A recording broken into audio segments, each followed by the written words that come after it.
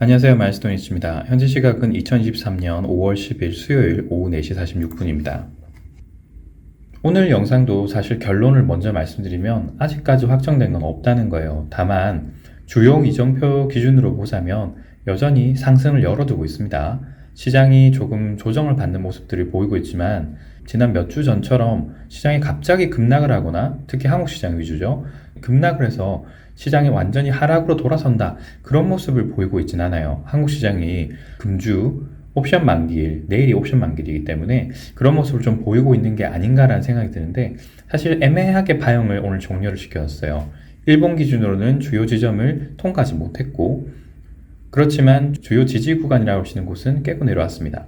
하여튼 한국 시장만 좀 그래요. 하지만 주요 이정표 사이에서 관계들을 지켜보자고 하면 여전히 시장이 완전히 급락하거나 완전히 시장이 떨어져서 하락으로 변곡을 했다, 그런 모습은 보이지가 않습니다.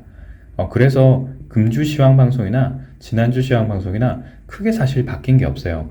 그래서 이걸 어떻게 지금 설명을 좀 드리고 어떻게 시장 상황을 봐야 될지, 여전히 시나리오상으로 보면 여러 가지 시나리오가 현재 파형상으로 나올 수가 있습니다. 그게 그럴 수밖에 없는 게, 현재 장단기 금리 차를 보더라도 원래는 여기서 올라갔어야 될 파형일 거예요. 그런데 올라가지 못하고 이런 식으로 파형을 오파를 그리지 못하고 전 고점을 뚫고 내려왔죠. 그래서 이렇게 1, 2, 3, 4, 5로 올라가지 못하고 현재 상황으로 보자면 3파 이후에 내려오는 파형으로 가고 있단 말이죠.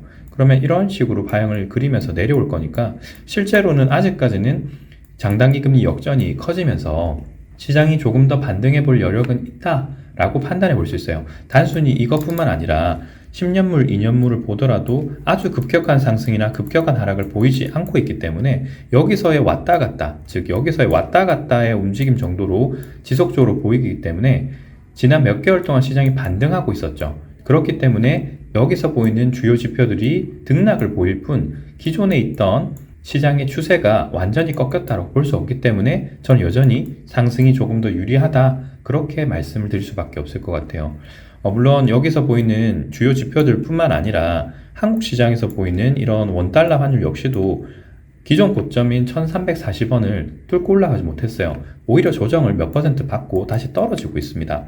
그렇기 때문에 한국 시장도 오늘 0.6% 정도의 하락을 했고 좀 애매한 위치에 갖다 두긴 했지만 크게 파형상으로 완전히 붕괴를 해서 주요 지지 저항 구간을 완전히 뚫고 내려온 게 아니에요. 그래서 여전히 좀 조정을 받고 하락 조정의 파형이 여러 가지로 해석될 수 있지만 아직까지는 상단을 좀 더 열어두고 봐야 된다라고 지속적으로 말씀드리고 있습니다.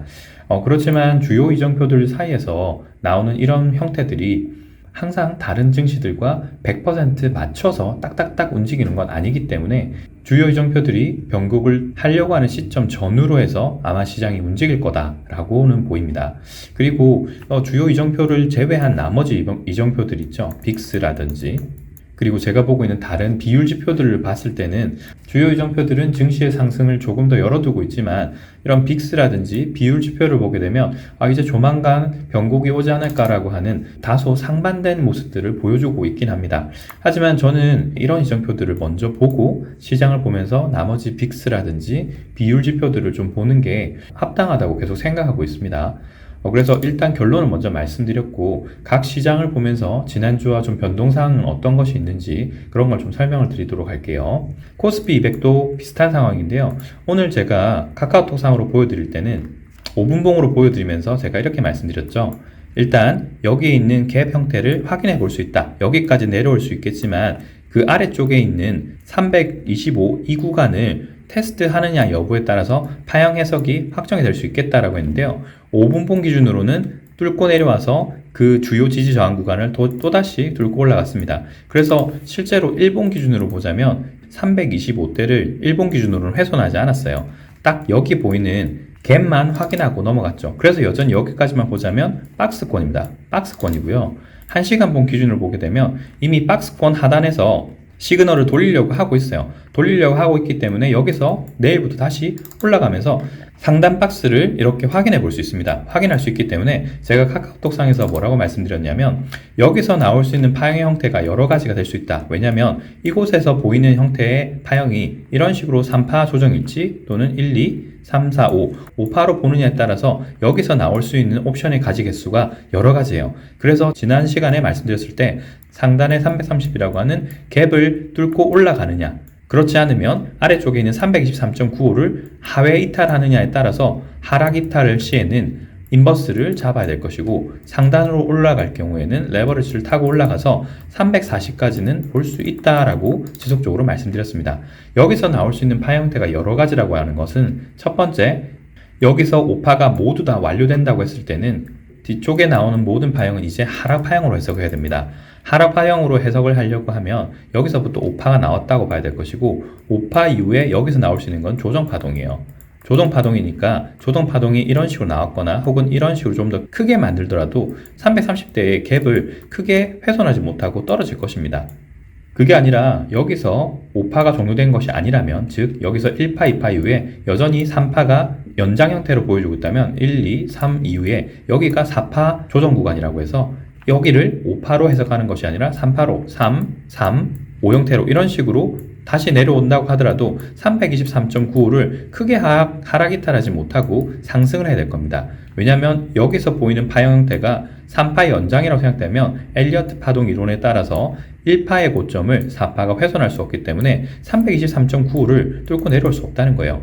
그래서 여전히 여기서 나올 수 있는 파형이 이런 식인지 아니면 이런 식의 복합 파형 형태로 조금 더 길게 나올지, 어떤 형태가 나올지는 알 수가 없습니다. 알 수가 없지만, 그리고 여기서 나올 수 있는 파형 형태의 옵션들도 복합파 형태가 여러 가지 나올 수 있기 때문에 제가 모든 옵션에 대한 해석을 드리지 않아요.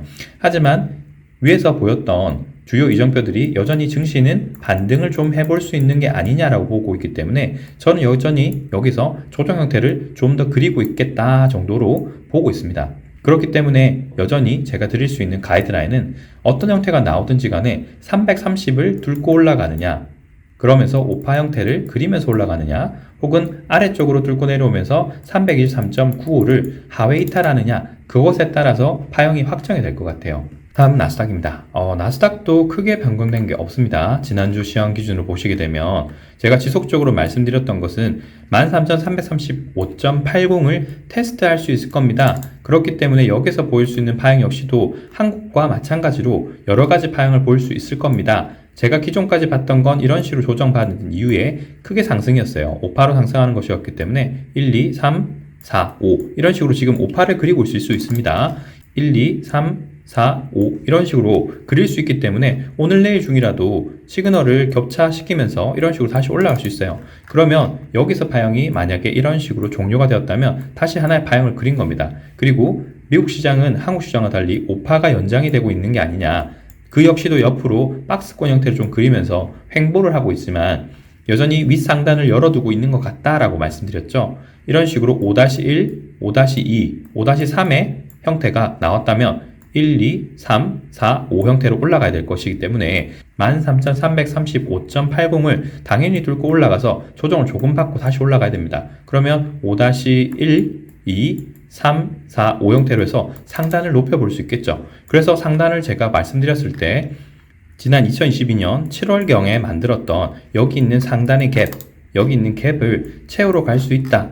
상단만 뚫고 올라간다면 여기 있는 갭을 채울 것이니까 지켜보시자. 그래서 13,335.80을 뚫고 올라간다면 13,768까지도 확인해 볼 수 있으니까 일단 13,335.80을 상회 돌파하는지를 보고 상단에 있는 갭을 확인하는지를 한 번 더 보자라고 했는데 아직까지는 13,335를 테스트하지 못했어요. 테스트하지 못하고 파형을 지속적으로 그리고 있기 때문에 지지 저항을 받으면서 좀 더 올라갈 겁니다. 왜냐면 1시간봉 기준으로 보자면 어제와 그저께 하락으로 인해서 일정한 지지 저항을 또 만들어 보고 있어요. 만들어 보고 있기 때문에 여기서 또 돌리려고 하는 시도를 하겠죠. 제가 파형을 여기서 5파로 해석했기 때문에 1, 2, 3, 4, 5 형태로 보고 있기 때문에 상단을 테스트해 보려고 할 것입니다.